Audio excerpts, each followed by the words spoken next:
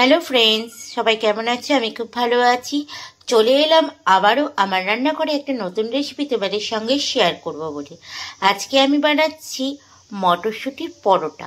তোমরা সচরাচর মটরশুঁটির কচুরি খেয়ে থাকো, কিন্তু আজকে ওই একই প্রসেসে আমি কিন্তু মটরশুঁটির পরোটা করে দেখাবো তোমাদেরকে। তো মটরশুঁটির পরোটার জন্য কী কী উপকরণ লাগছে চলো দেখে নিই। এখানে আমি মটরশুঁটি সারিয়ে নিয়েছি, দেখতেই পাচ্ছ।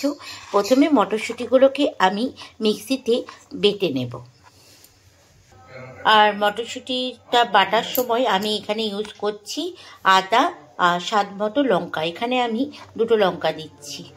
তো চলো এবার মটরশুঁটিটা বেটে নেব। তো মটরশুঁটিটা আমার বাটা হয়ে গেছে, দেখতেই পাচ্ছ। এবার একটা কড়াইয়ের মধ্যে একবারে 1 চামচ মতো তেল দিয়ে, মানে ছোট 1 চামচের তেল দিয়ে মটরশুঁটিটা ভালো করে নেড়ে নেব। তো এখানে আমি প্যান বসিয়ে দিয়েছি। এবার আমি সর্ষের তেল দেব। এখানে আমি কিন্তু একদম 1 দোসন মতো সর্ষের তেল দিয়েছি, খুবই অল্প। এবার যে মটরশুঁটিটা বেটে রেখেছিলাম সেটা এর মধ্যে দিয়ে দেব। এবার আমি স্বাদ মতো লবণ দেব। যেহেতু আটাতে লবণ দেওয়া থাকবে সেহেতু বেশি দেব না, এখানে আমি 1/2 চামচ মতো লবণ দিলাম। এবার একসঙ্গে ভালো করে এটা নাড়াতে থাকবো। এটা কিন্তু কন্টিনিউ তোমরা নাড়াবে, নাড়ে কিন্তু তলায় লেগে যাওয়ার সম্ভাবনা থাকে।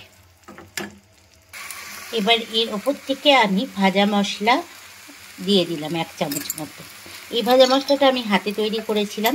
এটার মধ্যে আছে জিরে, ধনে আর আছে শুকনো লঙ্কা, তেজপাতা। একসঙ্গে কড়াইয়ের মধ্যে একটু নাড়াচাড়া করে তারপরে একসঙ্গে মশলাটা বানানো আছে। এই মশলাটা তোমরা যে কোনো নিরামিষ তরকারি বা এরকম মটরশুঁটির কচুরি বা তোমরা ছোলার ডালের কচুরি বানালে পারে এই মশলাটা কিন্তু তোমরা অ্যাড করতে পারো। এই মশলাটার স্বাদ কিন্তু খুব সুন্দর, আর এই মশলাটা অ্যাড করলে একটা আলাদা খুব সুন্দর গন্ধ আছে।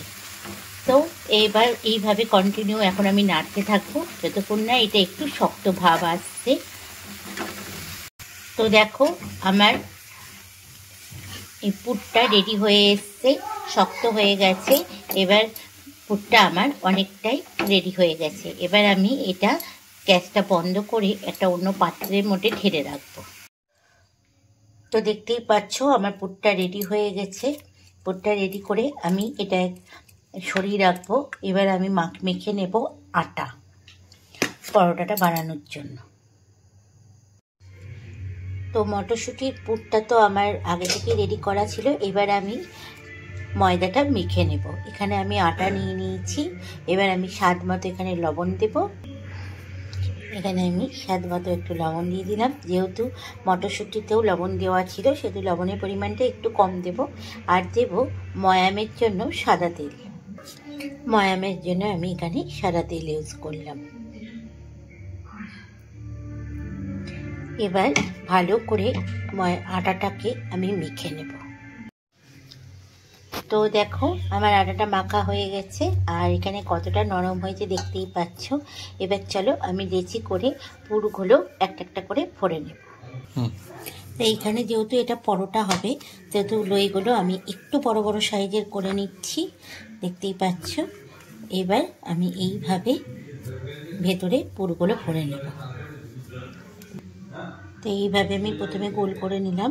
এবার মটরশুঁটির যে পুরটা সেটা এইভাবে ভরে দিয়ে এইভাবে মুখটা আমি বন্ধ করে দেব।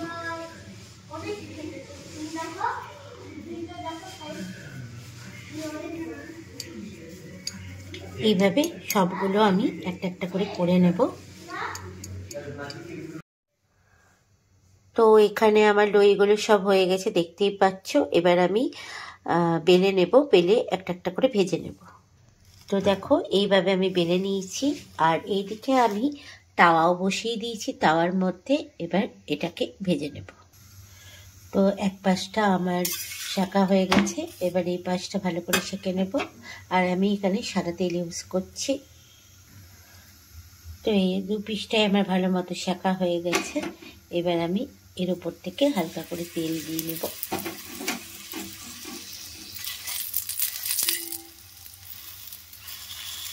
আর দেখো কত সুন্দর ফুলছে। এইভাবে আমি সবগুলো এই পিঠটাও এবার উল্টিয়ে দেব।